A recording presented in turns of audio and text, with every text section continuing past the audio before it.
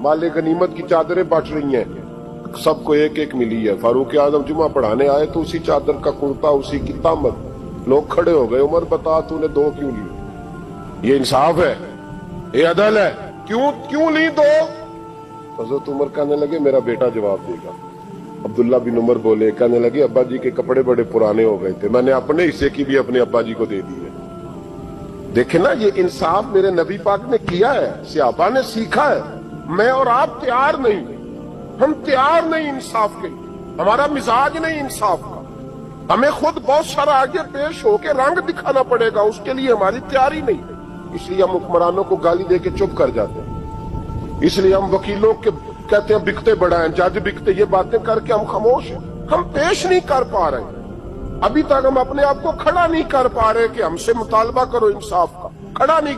हजरत अली और मुर्तजा एक जर्री इंसान थे, और वो अली थे जिन पर इंसानियत रश्क करती, और मौला अली वो हस्ती थे कि मेरे मुस्तफा करीम सल्लल्लाहु ताला अलैहि वसल्लम ने फरमाया इसके दीदार को तो फरिश्ते भी आया करते ना, बड़ा आदमी। और फिर अमीरुल मोमिनीन खलीफतुल मुस्लिमीन हजरत अली, खुद मौला अली ने हजरत काजी शुरै को काजी बनाया, चीफ जस्टिस बनाया, अपने हाथों से तैनाती की।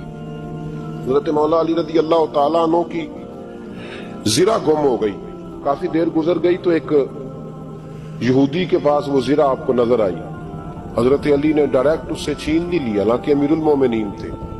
हमारे यहाँ डंडा भी बड़ा चलता है ना, जो ताकतवर होता है वो तो थाने जाता ही नहीं, उसको जरूरत नहीं, उसने तो बंदे रखे हुए हैं, उसको तो पता है काम कैसे लेना है। लेकिन हजरत अली ने आईनी रास्ता इख्तियार किया, कानूनी रास्ता। काजी साहब की अदालत में मुकदमा किया कि फलां यहूदी के पास मेरी जिरा है और वो चोरी हो गई थी, गिर गई थी, गुम गई थी, मुझे दिलाई जाए।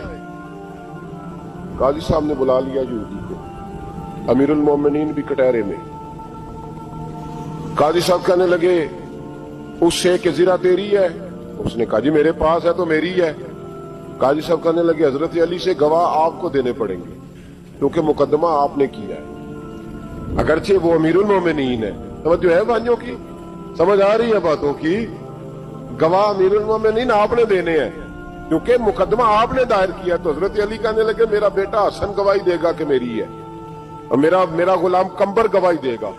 काजी साहब कहने लगे हुजूर इनकी गवाही दुरुस्त तो है, पर मैं नहीं तस्लीम करता, इसलिए कि बेटे तो बाप के हक में बोला ही करते हैं, नौकर तो आकाओं के हक में बोलते ही हैं। जाए कोई गैर जानबदार बंदा लेके आए जो गवाही दे।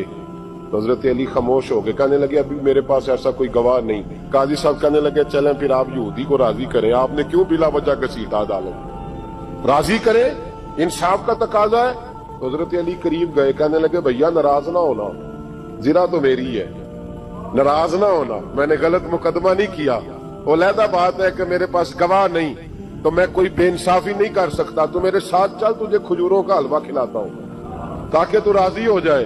वो यहूदी कहने लगा मैंने काजी साहब का इंसाफ देखा और जनाब अली का इंसाफ के लिए खड़ा होने देखा, तो मैं मौला अली के कदमों में बैठ गया। मैंने कहा अली जब तेरी ये शान है तो मोहम्मद अरबी का क्या मकाम होगा। मैंने कलमा पढ़ना शुरू कर दिया। देखे ना, तकाजा पूरा किया है हजरत अली ने। तो वो कहने लगा अली तेरे इंसाफ के रंग ने ना, जुमला याद रखना, कहने लगा यहूदी अली तेरे इंसाफ के इस रंग ने मेरे दिल से कुफर की मैल दूर कर दी, तेरे अदल ने मेरा कुफर तोड़ दिया, कुफर। हजरत सैयदना अली अल मुर्तजा शेर खुदा रदी अल्लाह तआला अन्हु फरमाते हैं बदर के लिए जब जा रहे थे तो सवारी एक थी, सवार तीन थे, एक सवारी और सवार तीन।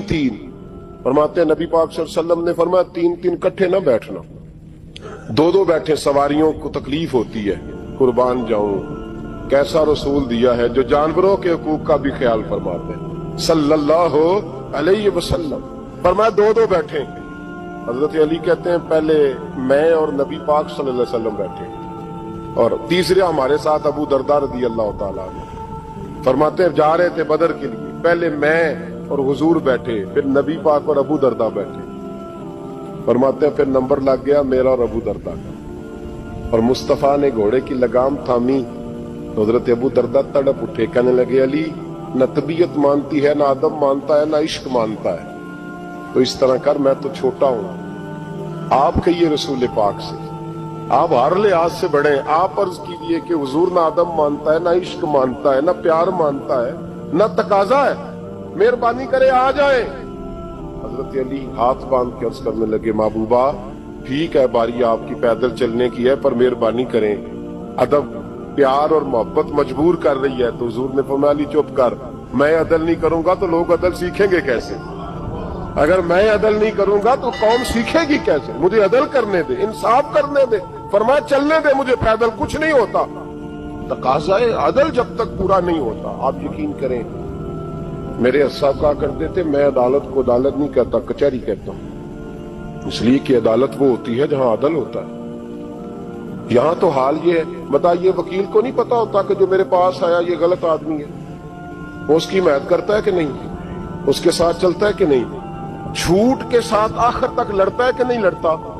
جو گواہ بن کے جا رہے ہوتے ہیں انہیں پتا ہوتا ہے کہ نہیں کہ ہم جھوٹے کی گواہی دینے جا رہے ہیں. تو پھر کیا سارا ظلم حکومتیں کر رہی ہیں؟ معاشرہ بھی تو اپنی ترتیب بدلے نا، لوگ بھی تو اپنا رنگ بدلے نا، لوگ بھی تو طبیعت بدلے نا. کون منتخب کرتا ہے انہیں ظالموں کو؟ عوام. اور پھر اس کے بعد شکوہ بھی عوام ہی کرتی ہے. خدا را تقاضے سمجھو، مزاج سمجھو، طبیعت سمجھو اسلام کی. میرے نبی پاک صلی اللہ علیہ وسلم نے عدل کا بول بالا کیا ہر مقام پر، ہر نقطے پر. رسول پاک صلی اللہ علیہ وسلم نے عدل عدل اور عدل کی آواز بلند فرمائی. کوئی مقام ایسا نہیں.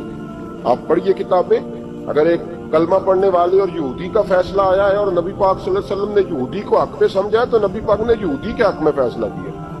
وہ منافق بگڑ گیا ہے، حضرت عمر کے پاس گیا ہے، لیکن حضور نے فرمایا جہاں جاتا ہے جا، فیصلہ وہی کیا جائے گا جو عدل پہ مبنی ہوگا. میرے رسول پاک علیہ الصلوۃ والسلام کے صحابہ کے قریب دنیا داری آ سکی نہیں آئی. حضرت ابو بکر صدیق نے پانی مانگا تو لوگوں نے دودھ دیا، فرمایا پیچھے کرو. ابو بکر نے نعمتیں چھوڑ دی ہے. اب ابو بکر وہ والا کام کرتا ہے جو رسول پاک نے کیا. فرمایا نہ دودھ شاید پیش نہ کرو، جو مانگتا ہوں بس وہ دو. حضرت ابو بکر صدیق نے بڑے مالدار تھے. حضرت عمر فاروق رضی اللہ تعالیٰ عنہ کے پاس صحابہ کرام جمع ہو کے آئے. کون سا ایسا شخص ہے جس کی تنخواہ میں اضافہ ہو جائے؟ تو لوگ کہتے ہیں نہیں نہیں مجھے نہیں چاہیے. پر ہم نے وہ لوگ دیکھے ہیں. حاجی صادق صاحب کو مسجد والوں نے کہا 1000 روپیہ تنخواہ بڑھانی ہے تو حاجی صاحب کہنے لگے میرا بڑا سونا گزارا ہوتا ہے، مینوں نہیں بڑے نے. حضرت سیدنا عمر فاروق رضی اللہ عنہ صحابہ اکٹھے ہو کے گئے. کہنے لگے عمر حضور کے زمانے میں بظاہر غربت رہی، جناب صدیق اکبر کے زمانے میں غربت، اب تو بڑی ریل پیل ہے، بحرین سے لاکھوں کا مال آتا ہے، آپ کو بڑے بڑے سفیر ملنے آتے ہیں، پر آپ وہی پرانا کرتا اور وہی تامت جو کئی جگہ سے سی آپ نے کئی جگہ سے پھٹی. اور حضرت عمر ایک دن عید کی نماز پڑھانے گئے تھے تو ننگے پیر ہی چلے گئے. لوگوں نے کہا جوتا، فرمایا ٹوٹ گیا تھا یار، پہننے کے قابل نہیں تھا. فرمایا ننگے پیر آ گئے اور لوگ کیا کہیں گے؟ فرمایا چھوڑو.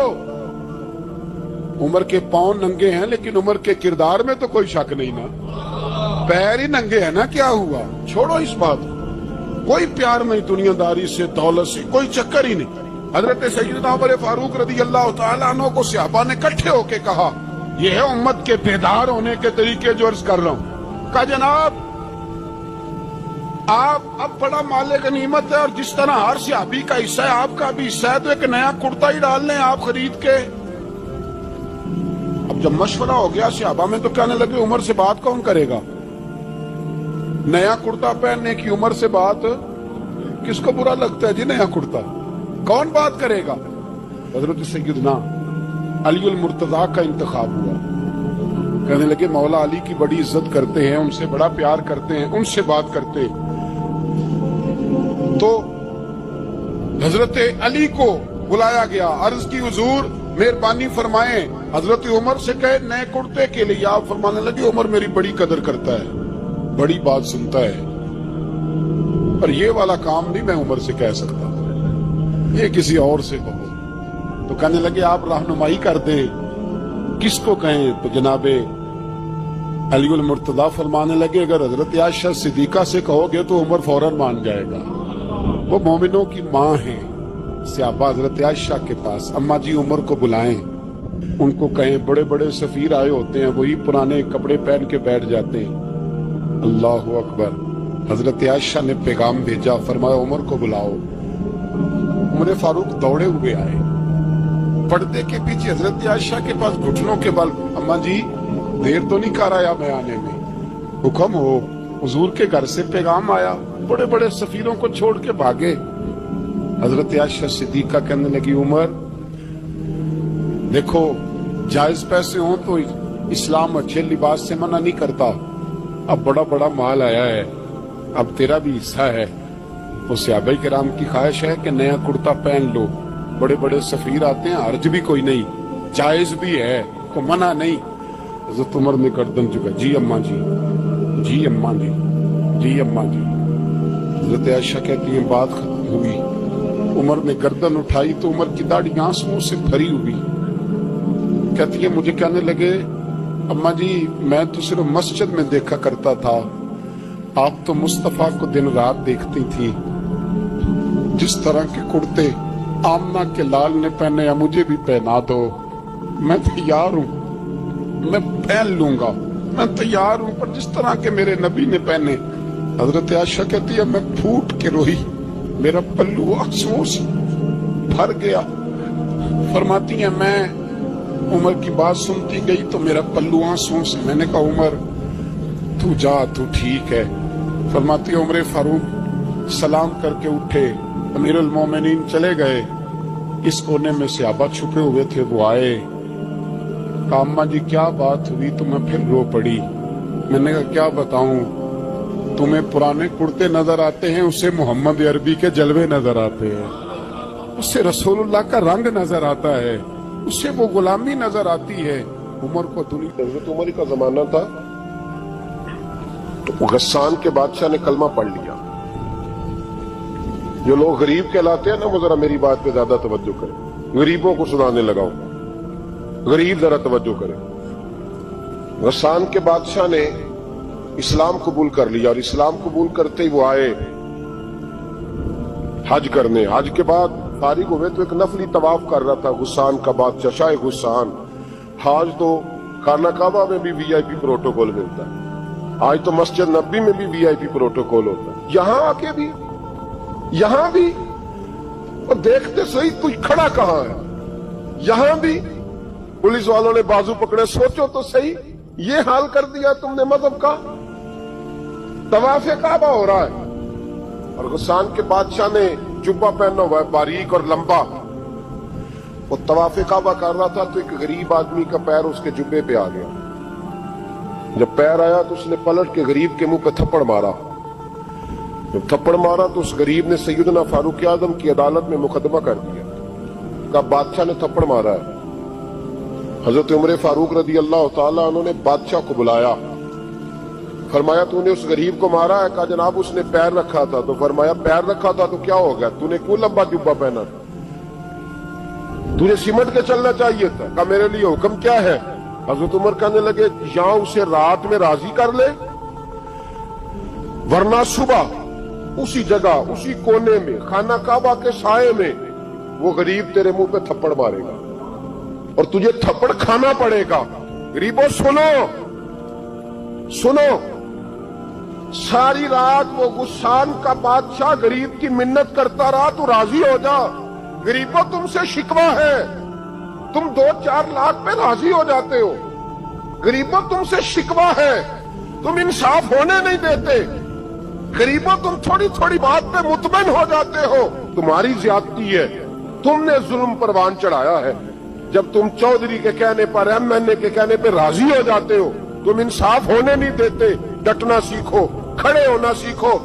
जब उसे कहा ना राजी हो जा, तो वो गरीब कहने लगा मैं राजी हो जाऊं और कल तू किसी और को भी थप्पड़ मारे। फरमाया जितनी तेरे पास दौलत है ला के कदमों में रख। हम दौलतों की परवाह इसलिए नहीं करते कि हमने मोहम्मद अरबी का चेहरा देखा हुआ है, अब मेरी निगाहों में जचता नहीं कोई, इसलिए कि जैसे मेरे महबूब है वैसा नहीं। तुम असर लेना छोड़ दो, तुम असर बड़ा लेते हो। हाँ, तुम्हारे ऊपर चीजें असर अंदाज होती हैं, इसलिए इंसाफ नहीं होता। डटना सीखो, खड़े होना सीखो।